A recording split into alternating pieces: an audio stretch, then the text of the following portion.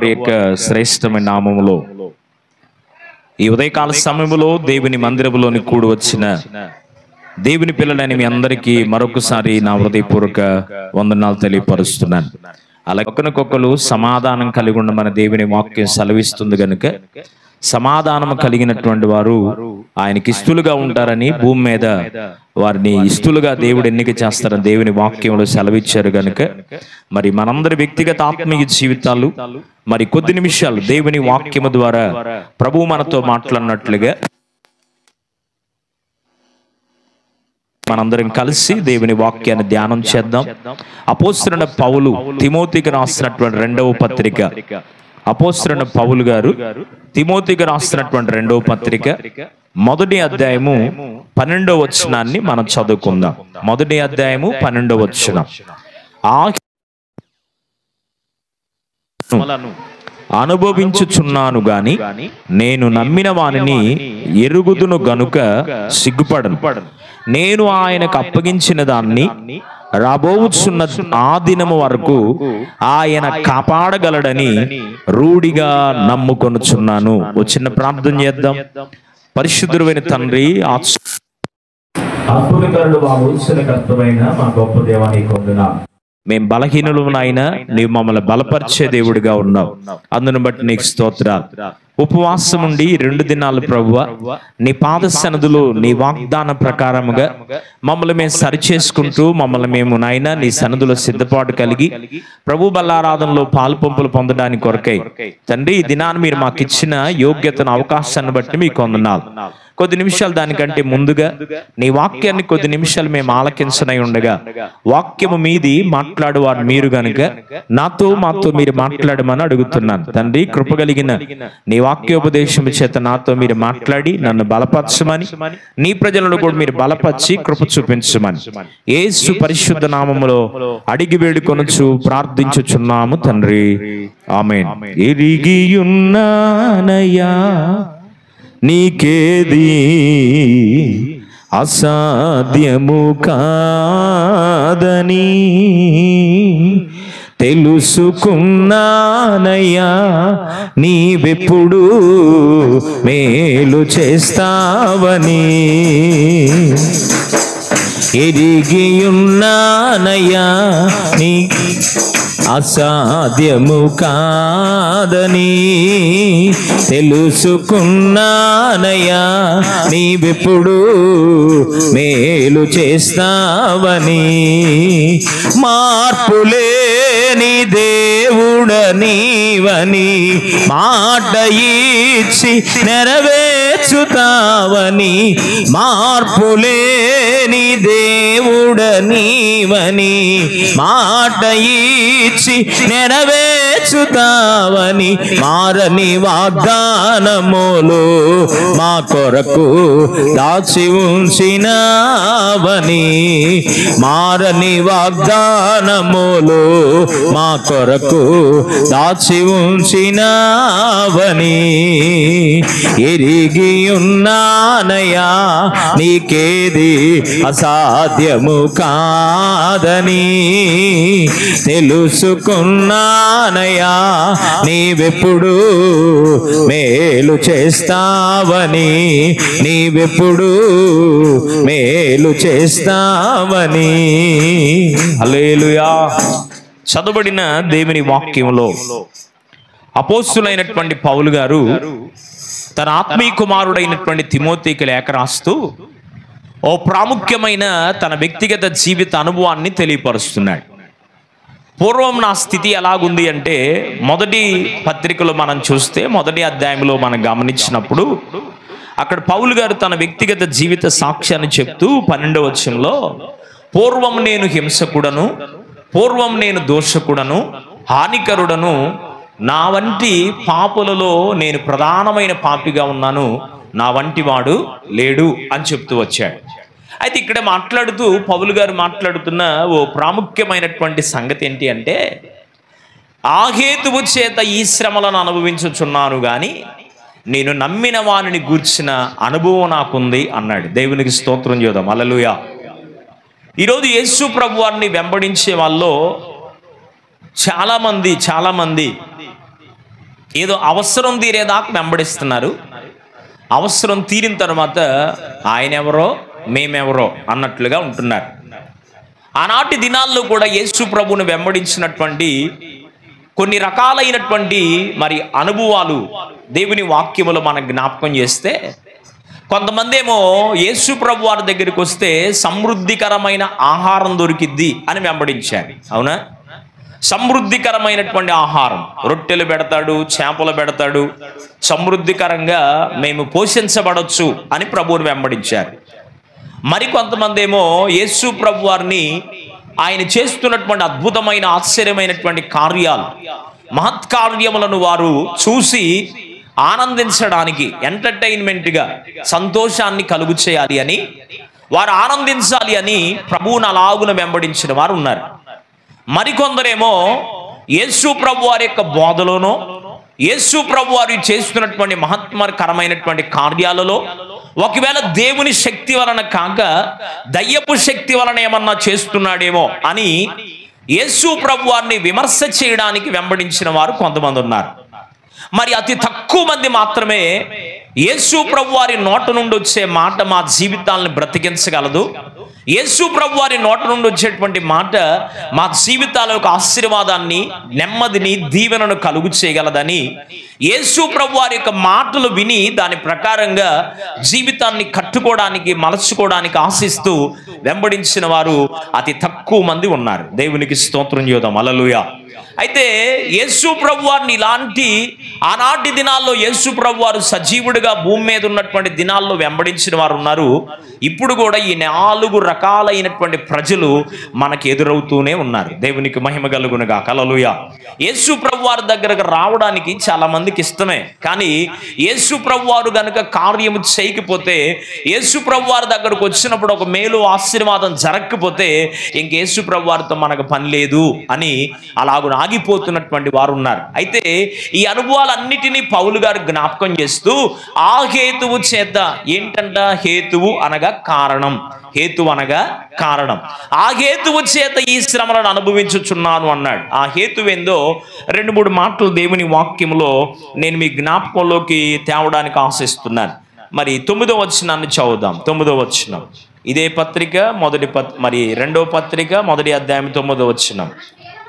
మన క్రియలను బట్టి కాక తన స్వకీయ సంకల్పమును బట్టి అనాది కాలముననే క్రీస్తు యేసునందు మనకు అనుగ్రహింపబడి ఉన్నదనియు, క్రీస్తు యేసును మన రక్షకుని ప్రత్యక్షత వలన బయలుపరచబడిన నైనదియు, తన కృపను బట్టి మనను రక్షించి పరిశుద్ధమైన పిలుపుతో ఆయన మనలను పిలిచెను.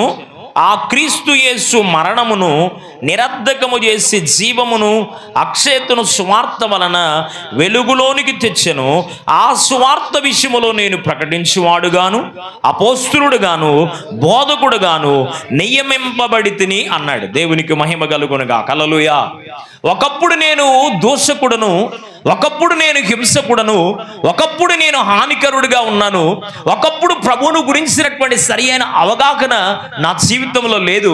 అయితే క్రీస్తు యేసు ప్రభువారు ఆయన రక్తము వలన నన్ను కడిగి పవిత్రపరిచాడు గనుక, ఆయన అనాది కాల ప్రణాళికలోనే నేనున్నాను గనుక, ఆయన నన్ను రక్షణ అనుభవంలోకి తీసుకొచ్చాడు గనుక ఇప్పుడు నేను బోధకుడుగా, అపోస్తులుడుగా, ఆయన గురించి ప్రకటించేవాడిగా నేనున్నాను గనుక ఆ హేతువు చేతే ఈ శ్రమలను అనుభవించుచున్నాను అన్నాడు. గట్టిగా చప్పట్లు కొడుతూ ప్రభు నామమున మహిమపడదాం. హల్లెలూయా. ఇప్పటి కాలపు శ్రమలు ఎన్నదగినవి కానే కాదు. అరే మనం అనుభవిస్తున్న శ్రమ ఎంత శ్రమ, మనకు వస్తున్నటువంటి పరిస్థితులు ఎలాంటి, మనకు వస్తున్నటువంటి అనుభవాలు ఎలాంటి, మనం ఈ దినాన్ని అనుభవిస్తున్నటువంటి ఏదో బాధో బలహీనతో శ్రమో కష్టమో అసలు ఎన్నదగినవి కానే కావు. ఎందుకొరకు అంటే భక్తులు వారి జీవితంలో అనుభవించినటువంటి శ్రమ, భక్తులు వారి జీవితంలో దేవుని కొరకై ప్రాణాన్ని కూడా త్యాగము చేసినటువంటి శ్రమను భక్తులు వారు అనుభవించారు. కనుకనే అపోస్తలుడైనటువంటి పౌలు గారు కొరింథీయులకు రాసిన రాసినటువంటి పత్రికలో కూడా మనం చూస్తే, ఆ పత్రికలో రాస్తూ పౌలు గారు తన యొక్క వ్యక్తిగత జీవిత అనుభవాన్ని తెలియపరుస్తూ అంటాడు, నేను పలుమార్లు బెత్తముల చేత కొట్టబడ్డాను, చెరసాల్లో ఉంచబడ్డాను, నావ పగిలిపోయి 3 దినాలు అలాగే సముద్రములో నత్తనడి సముద్రాన అలాగే నేను ఉండిపోయాను, హింసించబడ్డాను, ఆకలి బాధను నేను అనుభవించాను, కొదువను నేను అనుభవించాను, సంపన్న స్థితిలో ఉండడం నాకు తెలుసు,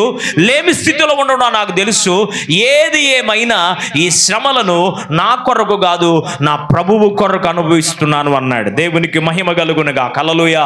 శ్రమ అయినా బాధ అయినాను, హింసాలైనా కరువైనా ఎదురైనాను, శ్రమ అయినా బాధ అయినాను, హింసాలైనా కరువైనా,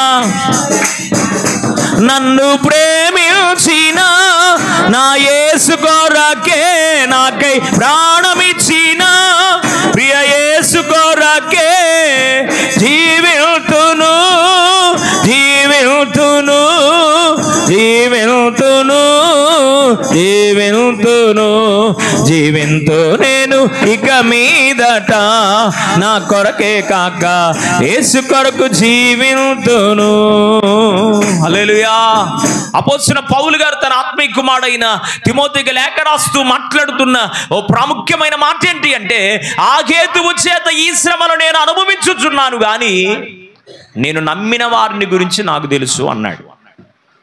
ఈ ఉదయకాల సమయంలో నా ప్రశ్న, నీవు నమ్మిన దేవుని గురించి నువ్వు పూర్తిగా ఎరిగావా?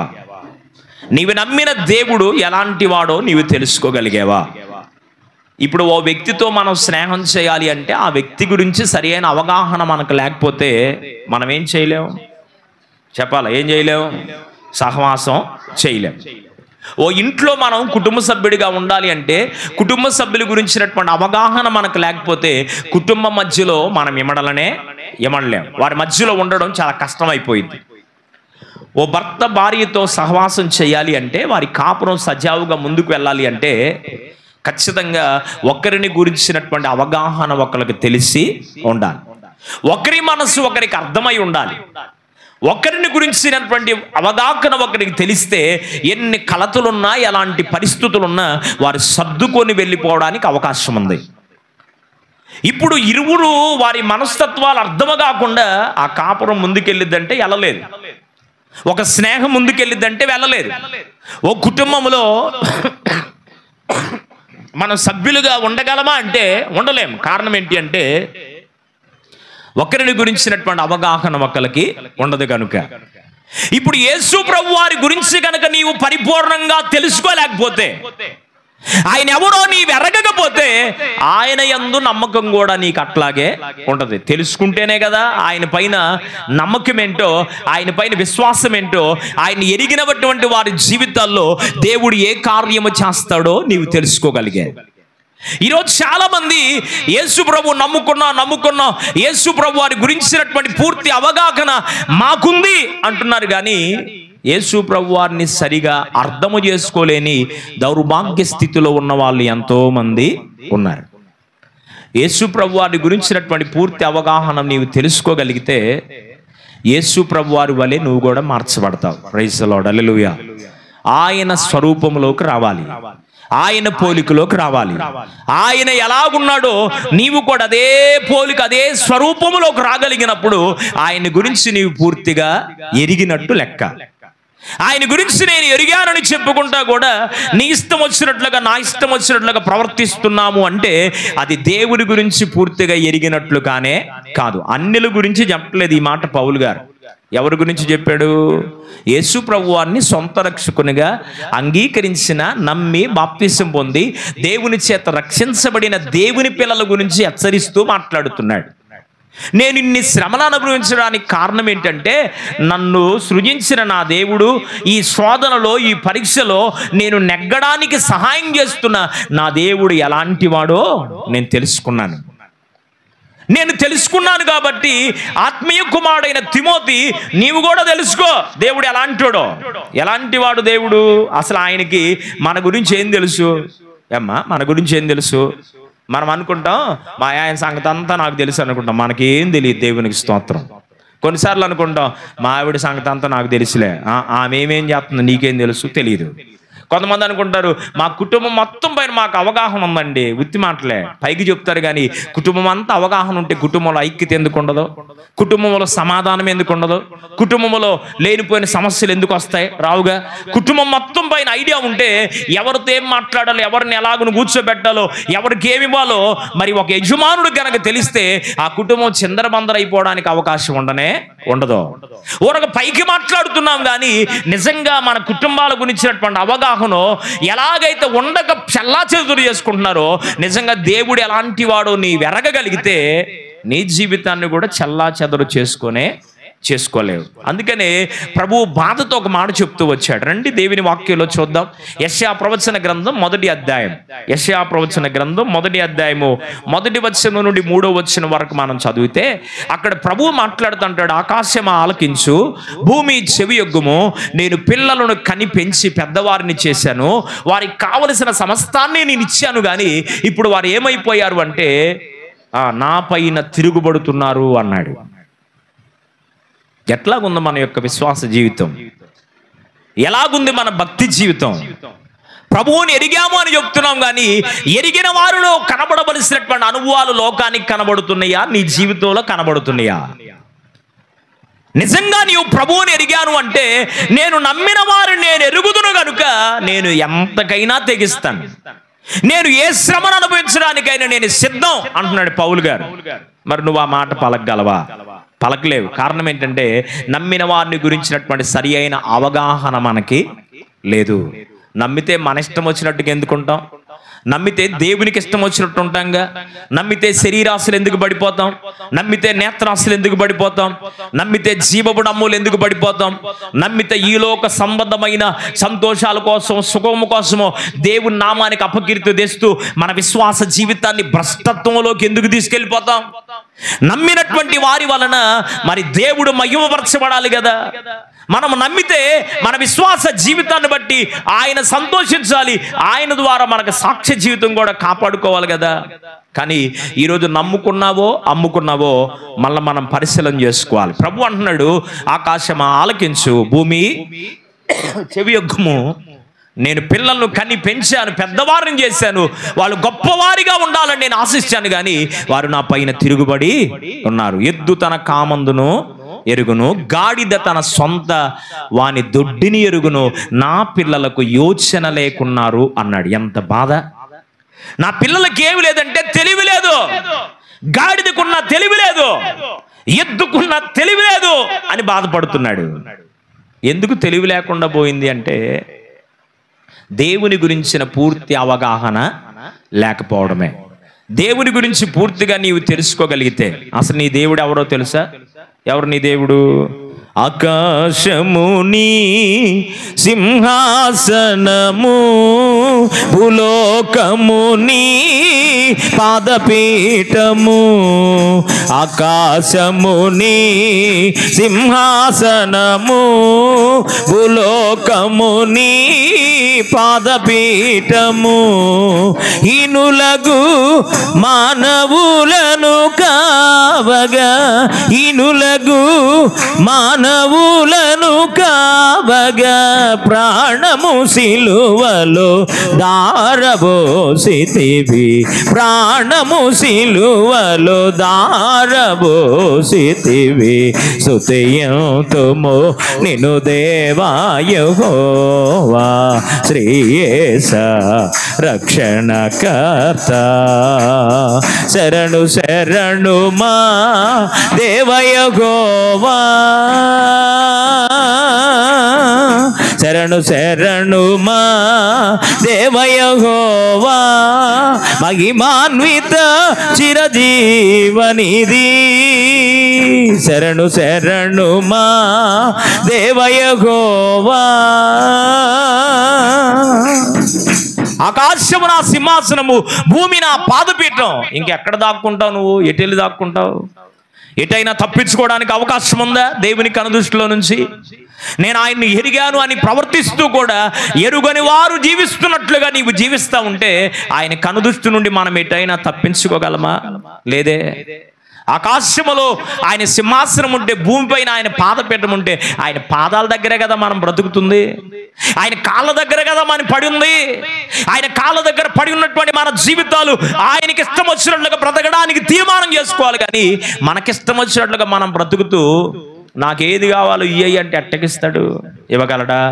ఇవ్వలేడు. ఇప్పుడు తల్లిదండ్రులు ఉన్నారు, బిడ్డలకు ఇష్టం వచ్చినట్లుగా, మరి తల్లిదండ్రులకు ఇష్టం వచ్చినట్లు బిడ్డలు బ్రతుకుతూ ఉంటే ఆ బిడ్డలకు ఏం కావాలో తల్లిదండ్రులు అప్పైనా వాళ్ళకి తీసుకొచ్చి పెట్టడానికి అవకాశం ఉంది. బిడ్డలో మాట్లాడలేదు అనుకో, ఒకసారి చూస్తాడు, రెండుసార్లు చూస్తాడు, మూడోసారి వాళ్ళని మా వల్ల కాదులే, మీ బాధ మీరు పడండి అని వదిలేస్తారు. కానీ దేవుడు వదిలిపెట్టేవాడు కాదు. మనుషులైనా తల్లిదండ్రులనే విసుకొచ్చి మీరు కరెక్ట్గా లేరు కాబట్టి మిమ్మల్ని వదిలేస్తున్నానని మాట్లాడతారేమో కానీ జీవము కలిగిన దేవుడు అట్లా వదిలేవాడు కాదు. ఏం తెలుసు దేవునికి మన గురించి? కొద్ది మాటలు నేను మీకు అందించడానికి ఆశిస్తున్నాను. ఏమి ఎరిగాడు దేవుడు మన గురించి అనే కొద్ది మాటలు నేను మీ జ్ఞాపకంలోకి తీసుకొస్తాను. చూడండి, దేవుని వాక్యంలో కీర్తనల పుస్తకం 44వ కీర్తన, కీర్తనల పుస్తకం 44వ కీర్తన 21వ వచనాన్ని చదువుదాం. హృదయ రహస్యములను ఎరిగిన దేవుడు. అమ్మా, ఏమి ఎరిగాడంట దేవుడికి? కొంతమంది అనుకుంటారు పిల్లి అనుకుంటుందంట పాలు తాగుతా, నా సంగతి ఎవరికి తెలుసులే. మనం కూడా అనుకుంటాం కొన్నిసార్లు, ఏదో పొరపాటు బలకింతలోనో పాపములోనో శాపంలోనో అవిధేయతలోనో పడిపోయినప్పుడు మనమేమో అనుకుంటామంటే ఎవరికి తెలియదులే నేను చేసే పని. నో, మనం ఆరాధించే దేవుడు ఎవరు అంటే హృదయ అంతరంగములను పరిశీలన చేయగలిగిన దేవుడు, హృదయ రహస్యములను ఎరిగిన దేవుడు ఆయన. దేవునికి స్తోత్రం చెప్పు, హల్లెలూయా. హృదయ రహస్యాన్ని ఎరిగాడు. ఓ మాట మీకు అర్థమయ్యే రీతిలో చెప్తాను. దావీదు సౌలు గొల్యాతును ఓడించిన తర్వాత దావీదుకు 10,000, సౌలుకేమో 1000 స్తోత్రాలు చెప్తూ ఉత్సాహంగా ఊరేగింపుకు వస్తున్నారు. ఈ సంగతిని చూచింది దావీదు యొక్క భార్య మీకాలు. ఎక్కడి నుంచి? అంతఃపురములో కిటికీలో నుంచి చూసిందంట. అంతఃపురములో కిటికీలో నుంచి చూసి మనస్సులో ఏమనుకుందంటే, ఓ బాధ్యత కలిగినటువంటి పదములో ఉండి రాజుగారిగా ఉండి పిచ్చోడెగిరినట్టుగా ఎగురుతున్నాడు, ఒంటి మీద వస్త్రము జారిపోతున్న సంగతి కూడా ఈయనకు అర్థము కావట్లేదని తన భర్తను మనస్సులో హీనపరుచుకుందంట. ఎక్కడ? పైకందా? రాణిగారంటే చుట్టూ ఎవరుంటారు? చెలికత్తులు ఉంటారు, ఉండరా? పరిచయం చేసేవాళ్ళు ఉంటారు, ఉండరా? ఉన్నారు. పరిచయం చేసేవాళ్ళు ఉన్నారు. రాణిగారు ఎక్కడనుకుందంటే చెలికత్తులు తనలా ఎక్కడనుకుంది? తన భర్తను తన మనస్సులో హీనపరుచుకొనగా ఈ సంగతి హృదయ రహస్యములు ఎరిగిన దేవుడు విన్నాడంట. దేవునికి స్తోత్రం చేద్దాం, హల్లెలూయా. నా కుమారుడు నన్ను స్తుతిస్తూ ఆరాధిస్తూ గణపరుస్తూ వస్తుంటే నీవేమో ఇలాగనుకుంటున్నావని దేవుడు ఏం చేశాడు అంటే, దేవుడు మీకాలు గర్భాన్ని మూసేశాడు అన్నది వాక్యంలో. జాగ్రత్త. మన మనస్సులో అనుకునేది ఎవరికి తెలియకపోవచ్చు అనుకోవచ్చు, కానీ నిన్ను రక్షించిన నీ దేవునికి అసలు నీ గతేందో, నీ స్థితి ఏంటో, నీ పరిస్థితి ఏంటో, నీ హృదయములో నీవేమనుకుంటున్నావు అన్న సంగతి ఒకవేళ ఇన్కేస్ నాకు తెలియపోవచ్చు, కానీ జీవము కలిగిన దేవునికి తెలుసు. ఆయన ఎవరు అంటే హృదయ రహస్యములను ఎరిగిన దేవుడు. కాబట్టి జాగ్రత్తగా ఉండాలి. మరొక మాట చూపిస్తాను. ఇర్మియా గ్రంథం 1వ అధ్యాయం, ఇర్మియా గ్రంథం 1వ అధ్యాయం 5వ వచనం. ఇర్మియా గ్రంథం 1వ అధ్యాయం 5వ వచనం. యెహోవా వాక్కు నాకు ప్రత్యక్షమై ఇలాగు సెలవిచ్చెను, గర్భములో నేను నిన్ను రూపింపక మునిపే నేను ఎరిగి తిని అన్నాడు. దేవునికి మహిమ కలుగునుగా, హల్లెలూయా. ఇక్కడేమో హృదయ రహస్యములను ఎరిగిన వాడని అంటున్నాడు. ఇక్కడ ఇర్మియా గురించి దేవుడు మాట్లాడుతున్నాడు. అసలు నీ తల్లి గర్భములో నీవు పిండముగా రూపింపబడకముంటే నీవేంటో నాకు తెలుసు అన్నాడు. ఎస్కేలు గ్రంథములు అనుకుంటాను, అక్కడ ఉంటది, తల్లి గర్భములో రక్తపు ముద్దగా నేనున్నప్పుడే నీ కన్నులు నన్ను చూసినాయి అంటాడు. ప్రైజ్ ది లార్డ్, హల్లెలూయా. ఎప్పుడంట? రక్తపు ముద్దగా తల్లి గర్భములో. ఎట్లాగుంటా మనం? రక్తమేగా పిండంగా మారేది. తల్లిదండ్రుల కలయికలో ఆ రక్తమే పిండముగా అభివృద్ధి చెందక ముందే రక్తపు ముద్దనై నేను ఉండగానే నీ కన్నులు నన్ను చూసినాయి అంటాడు. ప్రైజ్ ది లార్డ్, హల్లెలూయా. ఎక్కడ చూశాడంట? తల్లి గర్భములో పిండముగా నేనున్నప్పుడే నీవు నన్ను ఎరిగి ఉన్నావు అన్నాడు. మరొక మాట చూపిస్తాను దేవుని వాక్యములో. రోమాపత్రిక 11వ అధ్యాయం, రోమాపత్రిక 11వ అధ్యాయము 34వ వాక్యాన్ని చదువుదాం. రోమాపత్రిక 11వ అధ్యాయము 34వ వచనం. ప్రభువు మనస్సు ఎరిగిన వాడు ఎవడు? ఆయనకు ఆలోచన చెప్పిన వాడు ఎవడు? చాలమ్మా. ఇక్కడ ఏమని రాయబడిందంటే, అసలు ఈరోజు చాలా మంది ఏం చేయలేకపోతున్నారంటే దేవుని మనసు ఏందో ఎరగట్లా, దేవుని యొక్క ఆలోచన ఏంటో ఎరగట్లా. ఏ కాడక మన ఆలోచన, మన పద్ధతి ఏందో, మన విధానం ఏంటో, మన పరిస్థితి ఏంటో, మనదే మనదే మనదే నేను నేను అని కొనసాగి వెళ్ళిపోతున్నాం. కానీ నిన్ను గూర్చినటువంటి దేవునికున్న ఆలోచన ఏంటో, నిన్ను గూర్చిన దేవునికున్న మనసు ఏంటో చాలా మంది ఎరుగకున్నారు. అందుకనే పౌలు గారు మాట్లాడుతూ రోమపత్రికలో ఆయన గురించినటువంటి ఆయన మనసు ఏంటో చాలా మందికి అర్థం కావట్లేదు అని రాయబడింది. దేవుని వాక్యాలు మనం చూస్తే యాకోబు పత్రిక 3వ అధ్యాయం 20వ వాక్యం మనం చూస్తే, యాకోబు పత్రిక 3వ అధ్యాయము 20వ వచనం మనం చూస్తే, దేవుడు సమస్తమును ఎరిగి ఉన్నాడు అన్నాడు. దేవునికి ఏం తెలుసు అంట? చెప్పాలి. ఆయనకి ఏం తెలుసు? సమస్తం తెలుసా? తెలీదా? కొద్దిగా తెలుసు ఆయనకి? కాదు, నన్ను గురించి తెలుసు. వాక్యాన్ని బోధిస్తున్న నేను ఎలాగున్నానో, నా స్థితి ఎలాగుందో, నా పరిస్థితి ఎలాగుందో, నా జీవితం ఎలాగుందో, నా కుటుంబం ఎలాగుందో దేవునికి తెలుసు. వాక్యాన్ని వింటున్నా నీవెలాగున్నావో, నీ పరిస్థితి ఎలాగుందో, నీ స్థితిగతులు ఏంటో దేవునికి తెలుసు. ఇంకా ఏం తెలుసు దేవునికి? దేవుని వాక్యములో మనం జ్ఞాపకం చేసుకుంటా ఉన్నట్లయితే యోహాను రాసినటువంటి సువార్త, యోహాను సువార్త 18వ అధ్యాయం 4వ వచనం. యోహాను సువార్త 18వ అధ్యాయము 4వ వచనం. యేసు తనకు సంభవింపబోవునవన్నీ ఎరిగిన వాడై వారి యొద్దకు వెళ్ళి మీరు ఎవరిని వెతుకుచున్నారు అని వారిని అడిగాను. ఈ సందర్భాన్ని మనం జ్ఞాపకం చేసుకుంటే యేసుక్రీస్తు ప్రభువారు తాను అనుభవించబోతున్నటువంటి పరిస్థితులను ముందుగానే గ్రహించిన వాడై సంభవింపబోతున్న ప్రతి సంగతిని ఎరిగి తన బిడ్డలతో మాట్లాడుతున్నాడు. దేవునికి మహిమ కలుగునుగా. హల్లెలూయా. ఏం తెలుసు అంటే ఆయనకి? మనకేం తెలుసు చెప్పండి? మనకేం తెలుసు? కొంతమంది చెప్తారు అంతా తెలుసు అంటారు, వాళ్ళకి ఏం తెలియదు. ఒక ఆయన అంటున్నాడు నాతో, బైబిల్ మొత్తం తెలుసు నాకు అన్నాడు. ఒక ప్రశ్న అడిగితే ఎక్కడుందో గుర్తు రావట్లేదు బ్రదర్ అంటున్నాడు. బైబిల్ మొత్తం తెలిసినోడు ఏం చెప్పాలి? చెప్పాలిగా. బైబిల్ మొత్తం నాకు తెలుసు అంటే ఒక్క బిట్టి అడిగింది, ఇది ఎక్కడుందో కొద్ది చెప్పు అన్న, రెఫరెన్స్ గుర్తులేదంటేనో అంటున్నాడు. ఇప్పుడు గుర్తులేదు బ్రదర్, చూసి చెప్తాను అంటున్నాడు. బైబిల్ మొత్తం తెలిసినప్పుడు ఆ మాట అనొచ్చా? అనకూడదు. కొంతమంది పాపం ఏమీ తెలియదు, ఏం తెలియదు కానీ మాకంతా తెలుసు అంటారు. అంతా తెలుసు అనేవాడికి ఏం తెలియదు. దేవునికి స్తోత్రం, హల్లెలూయా. అయితే మనం ఆరాధించే దేవునికి అంతా తెలుసు. జరిగిపోయినవి తెలుసు, చెప్పరే, జరుగుతున్నాయి తెలుసు, జరగబోయేవి కూడా తెలుసు. భూత వర్తమాన భవిష్యత్ కాలమును గూర్చిన అనుభవ జ్ఞానాన్ని కలిగిన వాడు మనం ఆరాధించే దేవుడు. గట్టిగా చప్పట్లు కొడుతూ ప్రభు నామం మహిమపడతాం. హల్లెలూయా. కనుక నీ జీవితంలో జరిగిపోయినవి ఏంటో తెలుసు, ఎందుకు నీకు బాధ ఉందో తెలుసు. ఇప్పుడు ప్రజెంట్ జరుగుతున్నటువంటి విషయాల్లో నీవెందుకు కృంగిపోతున్నావో, బాధపడుతున్నావో, బలహీనపడుతున్నావో, అధైర్యముగా నీవు ఉన్నావో తెలుసు. రాబోతున్నటువంటి దినాల్లో నిన్ను గురించినటువంటి ఆలోచన నా దేవునికి ఉంది అని తెలియపరుస్తున్నాను. Praise the lord, hallelujah. కనుక సంభవింపబోవునవన్నీ ఆయనకి తెలుసు. కనుక నీవు కూడా ఎలాగుండాలంటే నా సంగతి అంతా నీకే తెలుసు ప్రభువా. దేవునికి మహిమ కలుగునుగా. హల్లెలూయా. ఎవరికి తెలుసు అంటే మన సంగతే.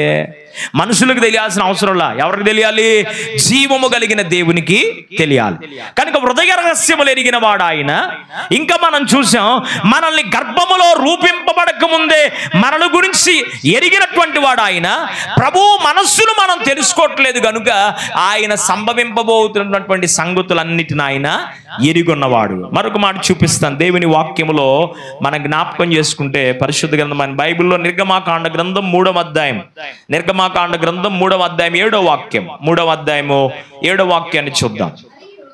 మరియు యెహోవా ఇట్లనెను, నేను ఐగుప్తులోనున్న నా ప్రజల బాధను నిశ్చయముగా చూసి తిని, పనులలో తమ్మును కష్టపెట్టువానిని గూర్చి వారిని బట్టి వారి పెట్టిన మొరను వింటిని, వారి దుఃఖములు నాకు తెలిసే ఉన్నవి. చాలమ్మా.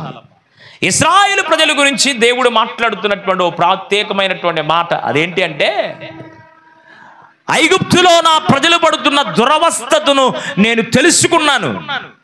వారు ఎంత బాధను అనుభవిస్తున్నారో, వారెంత కష్టాన్ని అనుభవిస్తున్నారో, వారెంత వెట్టి చాకిరి పనులను చేస్తూ బాధపడిపోతూ ఇబ్బంది పడిపోతున్నారో నాకు తెలుసు అంటున్నారు. కొన్నిసార్లు మన వ్యక్తిగత జీవితాలు ఎదుర్కొన్న కొన్ని పరిస్థితులను బట్టి మనం ఏమనుకుంటామంటే, నాకు నేను కానీ నీకు నీవు కానీ ఏమనుకుంటామంటే, మేము పడే బాధ ఎవరికి తెలుసులే, మేము ఇలాగుంటే మా పరిస్థితి పట్టించుకునే వాళ్ళు లేరు, ఆదరించే వాళ్ళు లేరు, పరామర్శించే వాళ్ళు లేరు, ఏందో ఈ బాధ అసలు భూమి మీద లేకుండా ఉంటేనే బాగుండేదని కొన్నిసార్లు మన వ్యక్తిగత జీవితాల్లో మరి బాధను, సమస్యను, ఆటంకాన్ని ఎదుర్కొన్నప్పుడు మనకి ఇలాగ అనిపిస్తుంది. వాస్తవమే అనిపించవచ్చు, కానీ నేను అంటాను, నీ బాధను ఎవరు పట్టించుకున్నా పట్టించుకోకపోయినా ఎవరు పట్టించుకుంటాడో తెలుసా? జీవము కలిగిన దేవుడు, నిన్ను గూర్చి ఎరిగినవాడు, నిన్ను గూర్చి తెలుసుకున్నవాడు, నిన్ను గురించి నీ బాధను గురించి పరిపూర్ణంగా తెలుసుకున్నవాడు ఒక ఆయన ఉన్నాడు. ఆయనతో నీ బాధను చెప్పుకోగలిగితే, ఆయనతో నీ మనవి చేయగలిగితే, ఆయనతో నీ పరిస్థితి చెప్పుకోగలిగితే, ఆయన నీ బాధను తెలుసుకోవడమే కాదు, ఇప్పుడు ఎవరికన్నా చెప్తావు నేను ఇలా బాధపడుతున్నానని 4 మాటలు ధైర్యపరిచి మాట్లాడతారు, కానీ ఆ బాధలో నుంచి మనకేమివ్వలేరు. ఏమన్నా సహాయం చేస్తారా? ఏం చేయలేరు. పుండు మీద రోకల పోటు అన్నట్టుగా అసలే మరి బాధపడిపోతుంటే ఇంకా 4 మాటలు గుచ్చి మాట్లాడి వెళ్ళిపోతారు తప్పితే బాధ నుంచి విడుదల కలుగు చేసేవారు లేరు. అయితే జీవము కలిగిన దేవుని దగ్గర మన బాధ చెప్పుకుంటే, జీవము కలిగిన దేవునితో మనం మాట్లాడితే మన బాధను ఆయన ఎరిగి అసలు మూలమేందో దాన్ని తీసేస్తాడు. దేవునికి మహిమ కలుగునుగా. హల్లెలూయా. అసలు నీ సమస్యకు కారణం ఏంటో, నీ బాధకు కారణం ఏంటో, నీవెందుకు కృంగిపోతున్నావు, ఎందుకు బలహీనపరచబడుతున్నావో ఆ పరిస్థితిని దేవుడు బాగు చేస్తాడు. కనుక ఆయన మన బాధలను ఎరిగినవాడు, మన పరిస్థితిని ఎరిగినవాడు, మన స్థితి ఏంటో ఎరిగినవాడు. ఐగుప్తులో ఉన్న ఇశ్రాయేలు ప్రజలు వారు బాధపడిపోతూ కృంగిపోతూ పతనమైపోయేటువంటి పరిస్థితుల్లో ఉంటే వారు కన్నీరు గార్చడం చూసి వారిని విడిపించడానికి వారి మధ్యలోకి దిగి వచ్చిన వాడిగా ఉన్నాడు. మరొక మాట చూపిస్తాను దేవుని వాక్యంలో.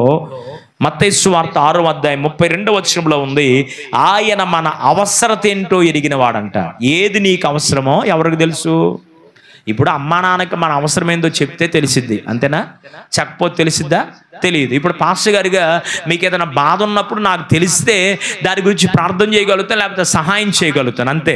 ఒకవేళ మీ అవసరం ఏందో నాకు తెలియదు అనుకో, మిమ్మల్ని గురించి నాకు అవగాహన ఉండదు కాబట్టి నేనేం చేయలేను. అలాగే మన అవసరతలు ఏంటో ఎవరికి తెలుసు అంట?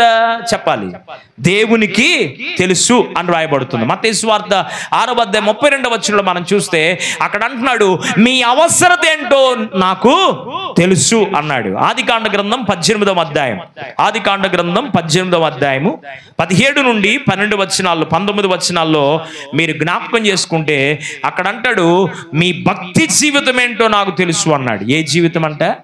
భక్తి జీవితం. మనం ప్రభు పైన ఎలాంటి భక్తి చేస్తున్నామో, ప్రభు పైన మనం ఎలాగ ఆధారపడి ఉన్నామో, ప్రభు పైన మనం ఎలాగున ఆనుకొని ఉన్నామో అన్న సంగతి ఎవరికి తెలుసు? జీవము కలిగిన దేవునికి తెలుసు. అందుకే పౌలు గారు మాట్లాడుతుంటున్నాడు, నేను నమ్మిన వారిని గురించి నేను ఎరుగుదును. ఎన్ని అనుభవాలు చెప్పాను? హృదయం తెలుసు ఆయనకి, మనం నిర్మించిన విధానం తెలుసు ఆయనకి, మన బాధ తెలుసు ఆయనకి, సంభవింపబోయిన ఆయనకి తెలుసు, జరిగినవి తెలుసు, జరుగుతున్నవి తెలుసు, జరగబోయేదేంటో కూడా తెలుసు, మనల్ని నిర్మించిన విధానం కూడా ఆయనకే తెలుసు. 139వ కీర్తన 13-14 వచనాలు అంటాడు, నీవు నన్ను కలుగు చేసిన విధమును చూడగా భయమును ఆశ్చర్యమును నాకు కలుగుతున్నది అన్నాడు. అసలు మన కలుగు చేసిన విధానం కూడా ఎవరికి తెలుసు అంట? దేవునికే తెలుసు. కనుక మనల్ని కలుగు చేసిన విధానం, మన పరిస్థితులు, మన స్థితిగతులు అన్నీ దేవునికి తెలుసు. కనుక ఇప్పుడు మనుషులపైన ఆధారపడాలా, జీవము కలిగి దేవుని పైన ఆధారపడాలా? చెప్పాలి. ఎవరిపైన ఆధారపడాలి? మన గురించి పూర్తిగా తెలిసిన వాడికి మనల్ని మనం అప్పగించుకుంటే మేలా, మన గురించి ఏం తెలియని వాడికి అప్పగించుకుంటే మేలా? ఎవరికి అప్పగించుకోవాలి? మనల గురించి పూర్తిగా అవగాహన తెలిసిన దేవునికి మనల్ని మనం అప్పగించుకోవాలి. మనము దేవునికి అప్పగించుకోగలిగితే, మనము దేవుని కనుక ఎరిగిన వారిగా మనం ప్రవర్తిస్తే మనకు దేవుడు అనుగ్రహించే మేలేంటో 2-3 మాటలు మీకు జ్ఞాపకం చేస్తాను. నిజంగా నన్ను గురించి నా దేవునికి తెలుసు, నన్ను గురించిన అవగాహన నా దేవునికి ఉంది కనుక ఆ దేవుని గురించి కూడా నేను పరిపూర్ణంగా తెలుసుకున్నాను. ఆ దేవునితోనే నా విశ్వాస యాత్ర నేను కొనసాగిస్తాను, ఆ దేవునితోనే నా ఆధ్యాత్మిక వ్యక్తిగత జీవితాన్ని నేను కొనసాగిస్తానని ఆ తీర్మానానికి నీవు రాగలిగితే, ఎరిగున్న వారికి దేవుడు చేసే మేలేంటో 1-2 మాటలు మీకు పరిచయం చేసి నా మాటలు నేను ముగిస్తాను. కొంత అనారోగ్య పరిస్థితి వల్ల నాకు కూడా మరి ఉపవాసం ఉండడం వల్ల అనారోగ్య పరిస్థితులు కొంత నీరసంగా ఉన్న దేవుని వాక్యాన్ని చెప్పకుండా ముగించడం కరెక్ట్ కాదు కనుక మరి క్లుప్తమైన దైవాక్య సందేశాన్ని ఈ దినం మీకు చెప్పి ముగించడానికి ఆశిస్తున్నాను. దేవుని ఎరిగిన వారికి, నిజంగా నీవు దేవుని తెలుసుకుంటే, నిజంగా నీవు దేవుని ఎరిగితే, ఎరిగిన వారికి దేవుడు చేసే మేలేంటో 2-3 మాటల జ్ఞాపకం చేస్తాను. కీర్తనల గ్రంథం 36వ కీర్తన, కీర్తనల గ్రంథం 36వ కీర్తన 10వ వచనం. కీర్తనల గ్రంథం 36వ కీర్తన 10వ వచనం. నిన్ను ఎరిగిన వారి ఎడల నీ కృపను, యథార్థ హృదయుని ఎడల నీ నీతిని ఎడతెగక నిలుపుము అన్నాడు. దేవునికి మహిమ కలుగునుగా. హల్లెలూయా. వినండి జాగ్రత్తగా. ఆయన్ను గనక నీవెరగగలిగితే ఆయన నీ పైన ఏమి నిలుపుతాడు అంటే దేవుని ఉచితమైన కృపను నీ పైన నిలుపుతాడు. Praise the lord. ఏమి నిలుపుతాడంట? దేవుని ఉచితమైన కృప నీ పైన నిలుపుతాడు. కృప అనగా ఏంటి? కృప అంటే అర్థం, కృప అంటే ఏ యోగ్యత లేదు మనకి, మనము దేవుని సన్నిధికి రావడానికి కూడా మనం అర్హులం కాదు, కానీ ఆయన కృపచేత మనల్ని రక్షించి యోగ్యత కలిగిన వారిగా దేవుడు మనల్ని చేశాడు. వాస్తవానికి మనం పనికిరాని వారిమి, అర్హత లేని వారిమి, కానీ ప్రభువే మన కొరకు తన ప్రాణాన్ని అర్పించి ఆయన కృపను బట్టి మన జీవితాల్లో అనర్హులమైన మనల్ని, నిష్ప్రయోజకులమైన మనల్ని, పనికిరాని మనల్ని పనికొచ్చేటట్లు చేసిందే దేవుని కృప. Praise the lord. హల్లెలూయా.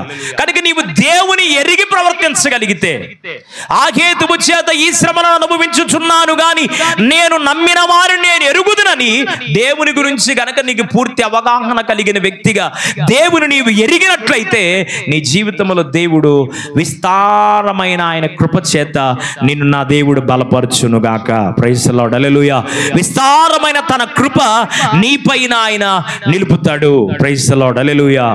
నిలువున రేగిన తుఫానులో నడిపెను నిలిపెను నీ కృపయే, నిలువున రేగిన తుఫానులో నడిపెను నిలిపెను నీ కృపయే, నా ఎడ కురిసెను నీ కృపయే, నా ఎడ కురిసెను నీ కృపయే, కృప తప్ప వేరొకటి లేదయా, నీ కృప తప్ప వేరెవరు యేసయ్యా.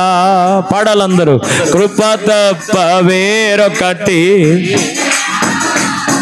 నీ కృప తప్ప వేరెవరు యేసయ్యా, నీ కృపయే నా ఆశ్రయము, నీ కృపయే నా పరవశము, నీ కృపయే నా ఆశ్రయము, నీ కృపయే నా పరవశము, కృప తప్ప వేరొకటి,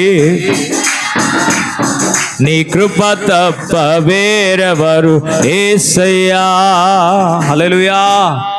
దేవుని నీవు ఎరిగితే దేవుడు నీకు ఇచ్చే మేలు లేక ఆశీర్వాదం ఏంటి అంటే నీ పైన, కుటుంబం పైన, వ్యక్తిగత జీవితం పైన ఆయన కృపను నిలబెడతాడు. దేవునికి మహిమ కలుగునుగా. హల్లెలూయా.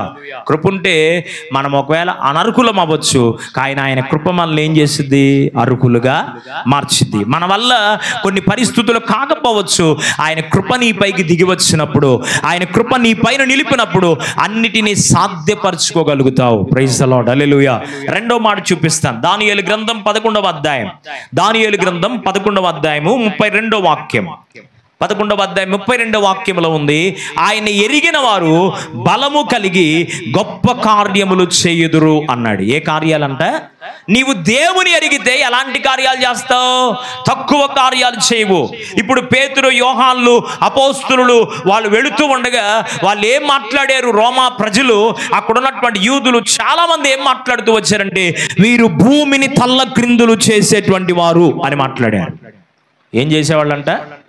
భూమిని తల్లకిందులు చేసేటట్టున్నారు వీళ్ళు. అంటే అంత గొప్ప కార్యాలు వీళ్ళు చేయగలిగిన వారు అని మాట్లాడుతూ వచ్చారు. కనుక దేవుని నీవు ఎరిగితే నెంబర్ 1 బలము కలిగి ఉంటావు, రెండవదిగా బలము కలిగి గొప్ప కార్యాలు చేయడానికి దేవుడు నీకు సహాయం చేస్తాడు. ప్రైజ్ ద లార్డ్, హల్లెలూయా.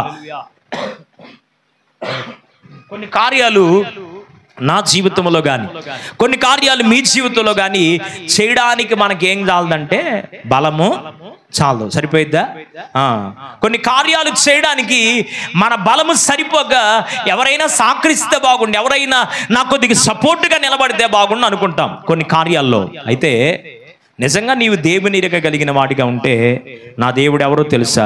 బలము లేని వారికి సహాయం చేయడానికి ఆయన కన్నా మరొక ఇంకా సహాయం చేయగలిగినటువంటి వారు మరొకరు లేడు. మరి ఆసా చెప్తాడు దినవృత్తాంతముల 2వ గ్రంథములో, ఆసా ప్రభుతో మాట్లాడుతుంటాడు, అయ్యా బలము లేని వారికి, శక్తిహీనులైన వారికి నీవు తప్ప సహాయం చేయగలిగిన వారు మరొకడు లేడు కదయ్యా. నిజమేగా?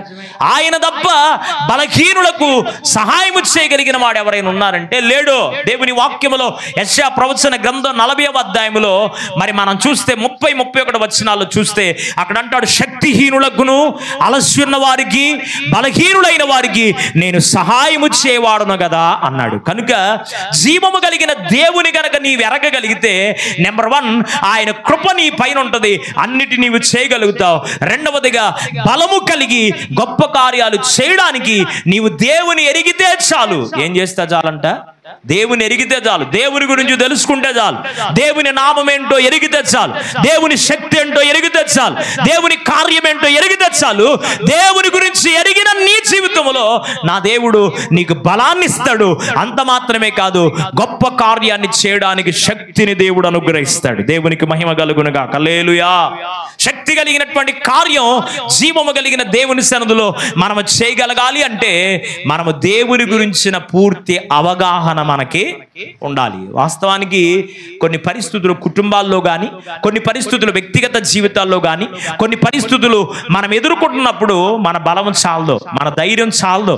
ఇది నేను జయించగలనా, ఇది నేను చేయగలనా, ఇది నా వల్ల ఇద్దా, ఇది నాకు కుదరదేమో, ఇది నాకు చేతగాదేమో, నేను బలహీనుణ్ణి అనుకోవచ్చు. కానీ బలము కలిగిన దేవునిపై నీవు ఆధారపడగలిగితే, బలము కలిగిన దేవుని నీవు ఆనుకోగలిగితే ఆ దేవుడు నిన్ను బలపరుస్తాడు, గొప్ప కార్యాలు నీ చేత చేయించగలుగుతాడు. దేవునికి మహిమ కలుగునుగా. హల్లెలూయా. మోషేను దేవుడు పిలిచినప్పుడు మోషే ఏమన్నాడు? ఇశ్రాయేలు ప్రజల్ని కాపులా కాయడానికి రాయ్యా, ఇశ్రాయేలు ప్రజలు నీవు నడిపించాలయ్యా అంటే, నేను బలహీనుడనయ్యా, నేను నోటి మాంద్యము గలవాడను, నత్తివాడను ప్రభువా, నత్తివాడనైన నేను ఎలాగూ ఈ ప్రజలు నడిపించగలనయ్యా, జ్ఞానము లేని వాడిగా ఉన్నాను, నత్తివాడిగా ఉన్నానని ప్రభు దగ్గర మాట్లాడితే, లేదు నీవు బలహీనుడివే కానీ నేను నిన్ను బలపరుస్తాడని ఒకే తాటి మీద 20 లక్షల మందిని మోషేని నాయకుడిగా ఉంచి నడిపించాడు. కొట్టిగడ్డికి చప్పట్లు. దేవునికి మహిమ కలుగును గాక. నోవాహు బలహీనుడే కానీ జలప్రళయం గొప్పగా ఉంది. కానీ దేవుని బట్టి ధైర్యపరచబడినప్పుడు నోవాహును దేవుడు ధైర్యపరిచి బలహీనుడైన తనను బలపరిచి జలప్రళయమును జయించడానికి దేవుడు సహాయం చేశాడు. బలవంతుడైన గొల్యాతును ఓడించడానికి బలహీనుడైన దావీదును దేవుడు ఎన్నుకున్నాడు. బలహీనుడే దావీదు, చిన్నవాడే, కానీ జీవము కలిగిన దేవుని సన్నిధిలో బలము చేత నింపబడి గొల్యాతును ఓడించలేదా? నీ జీవితంలో, నా జీవితంలో దేవుని ఎరిగితే చాలు, దేవుని గురించినటువంటి పూర్తి అవగాహన నీకుంటే చాలు.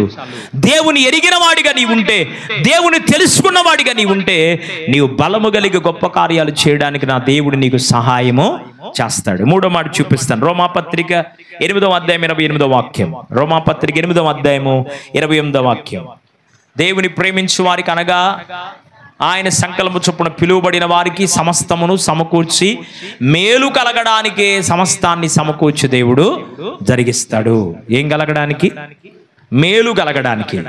ఇప్పుడు దేవుని నీవు ప్రేమిస్తున్నావు అంటే దేవుని గురించి తెలుసు, నీకు దేవుని గురించినట్టు అవగాహన నీకుంది గనుక, దేవుని నీవు నమ్ముకున్నావు గనుక, దేవునిపై నీవు ఆధారపడుతున్నావు గనుక, దేవుని గురించి నీవు తెలుసుకున్నావు గనుక, ఆయనను నీవు ప్రేమిస్తున్నావు గనుక, ఆయన గురించి అవగాహన నీకుంది గనుక నీ కొరకు సమస్తాన్ని సమకూర్చి కీడు కలగడానికి కాదంట, దేని కలగడానికి?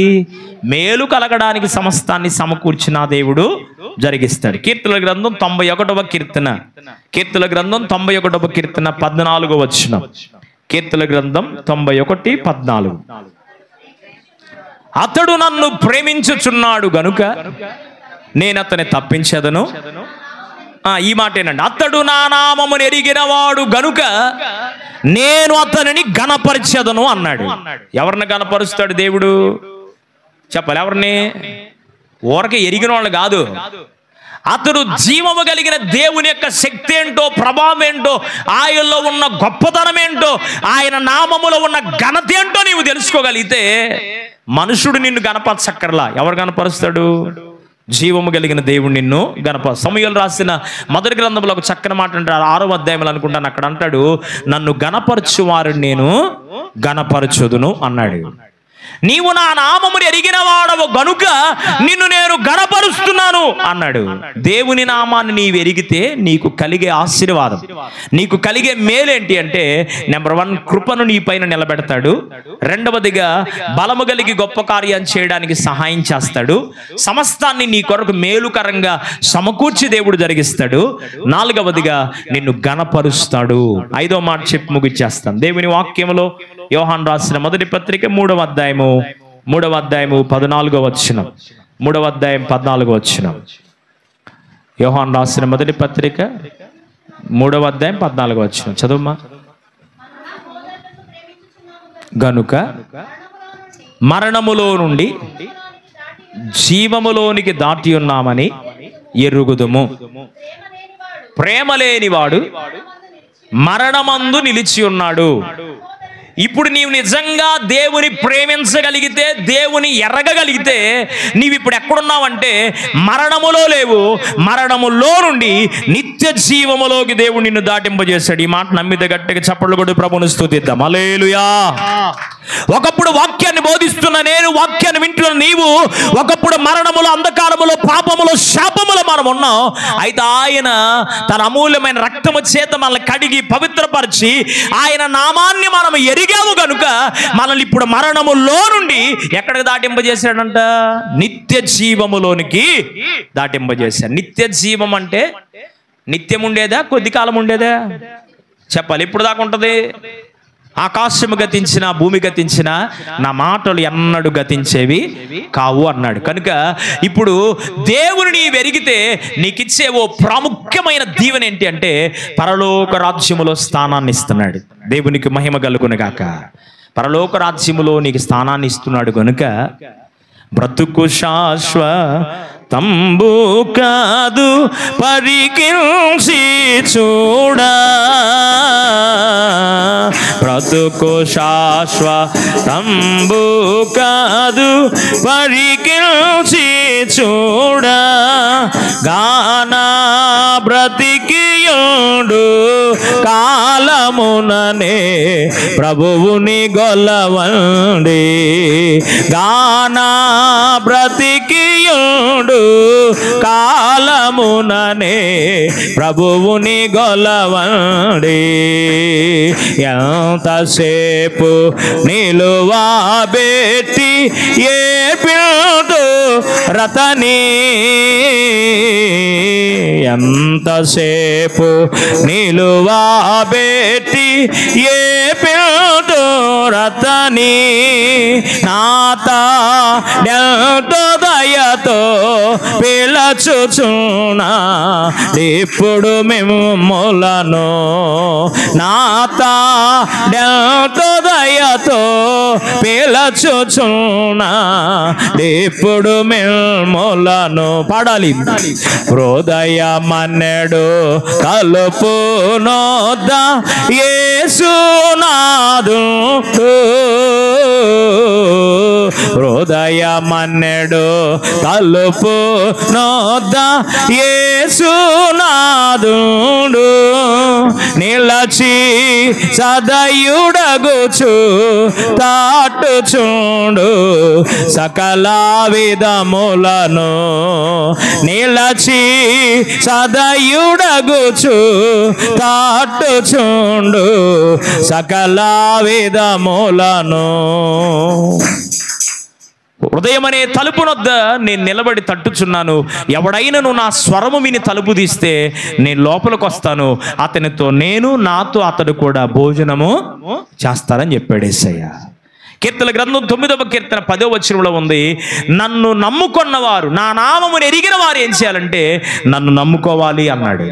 ఏం చేయాలంట? ప్రభునామాన్ని ఎరిగామని ఊరకనే చెప్పుకుంటే సరిపోదు. ఇవి నువ్వు చెప్పేదేంది, నేను చెప్పేదేంది, అందరికీ తెలుసు యేసు ప్రభు దేవుడు అని. తెలియదా? ప్రపంచంలో ఉన్న ప్రతి ఒక్కళ్ళు ఏం ఒప్పుకుంటున్నారు?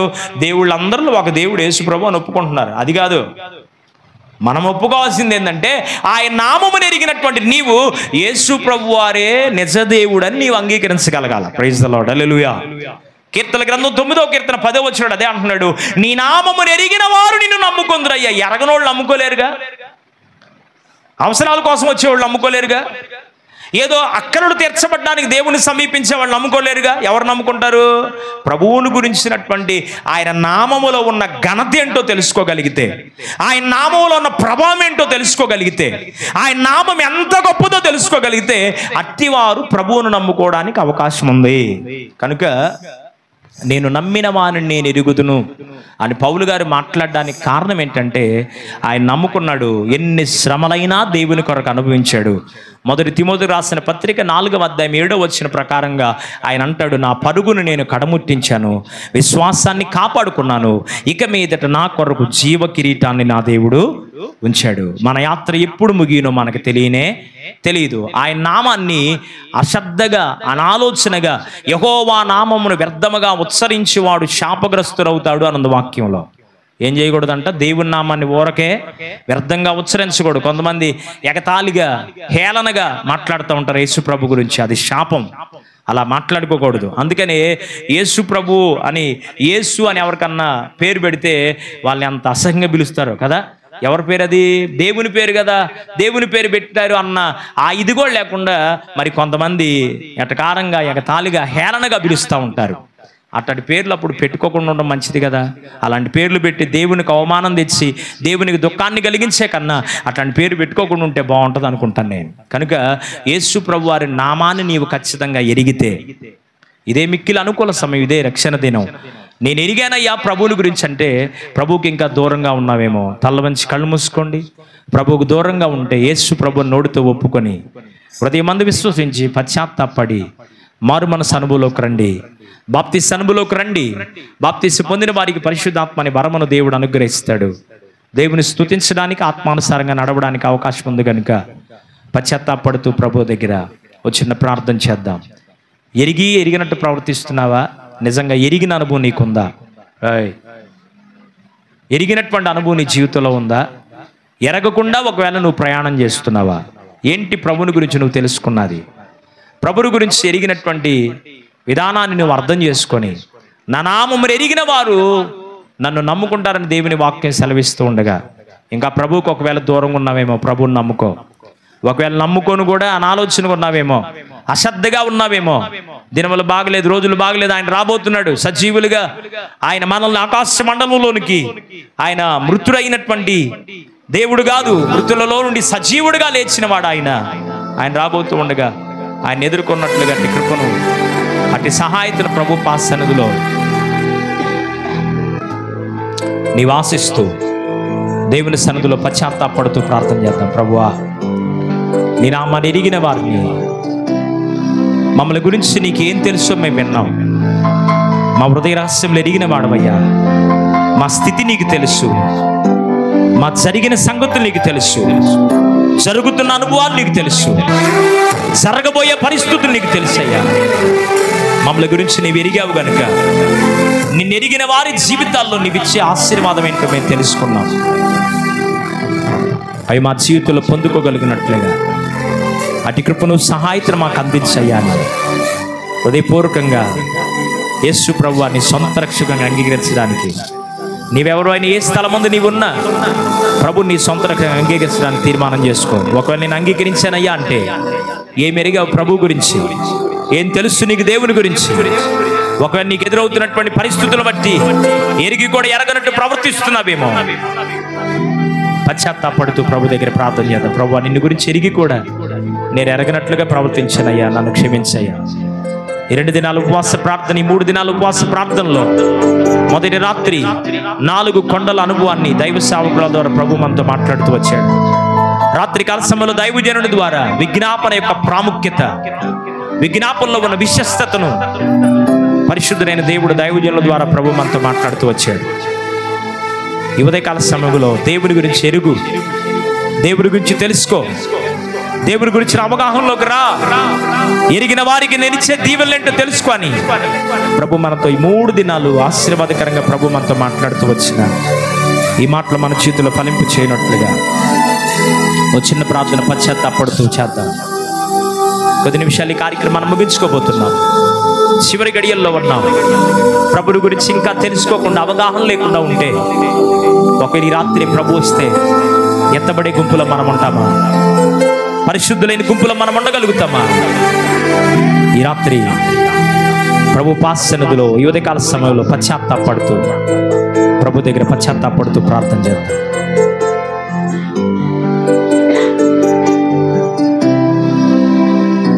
ప్రార్థన. పరిశుద్ధుడైన తండ్రి, ఆశ్చర్యకరుడు, అద్భుతకరుడు, ఆలోచనకర్తవు నాయన, గొప్ప దేవుడు అయ్యా, నీ నామమును ఎరిగినటువంటి ప్రజలు వారి జీవితాల్లో చేసే మేలేంటో, ఆశీర్వాదం ఏంటో అపోస్తలుడైన తిమోతిని ప్రభువా పౌలు గారి ద్వారా తిమోతిని హెచ్చరిస్తూ మీరు మాట్లాడినటువంటి కొన్ని మాటలు మేము ముచ్చటించడానికి మీరు చూపిన కృపను బట్టి మీకు వందనాలు. నేను గురించినటువంటి అవగాహనలోకి మేము రావడానికి, నిన్ను ఎరిగి ప్రవర్తించినట్లుగా కృప చూపించమని ప్రార్థన చేస్తున్నాం. నిన్ను ఎరుగుట వలన కలిగే 5 విధములైన ఆశీర్వాదాలు మా వ్యక్తిగత ఆత్మీయ జీవితాలు అనుగ్రహించి కృప చూపించమని నాయన, వాక్యాన్ని ఆలకిస్తున్న బిడ్డల జీవితాల్లో పరిపూర్ణంగా నీ పైన ఆనుకొని నీ వలనైన మేలును ఆశీర్వాదాన్ని వారు అనుభవించినట్లు సహాయతను కృపను అందించండి. ముందున్న సమయాన్ని కూడా ఆశీర్వాదకరంగా దీవెనకరంగా మీరు మలచి కృప చూపించమని, ఇదిన వర్తమాన విషయంలో మీరు చూపిన సహాయతను బట్టి బలహీనుడైన నన్ను కూడా బలపరిచి ఆటంకం లేకుండా, అభ్యంతరం లేకుండా నీ సేవకునిగా వాడుకున్న విధానం బట్టి కృతజ్ఞతాస్తుతులు చెల్లిస్తూ నాయన, చూస్తున్న వారందరి జీవితాలకు ఆశీర్వాదాన్ని, కృపను, సమాధానాన్ని మీరు కలుగు చేయమని యేసు పరిశుద్ధ నామములో అడిగి వేడుకొనుచు ప్రార్థించుచున్నాము తండ్రి. ఆమేన్.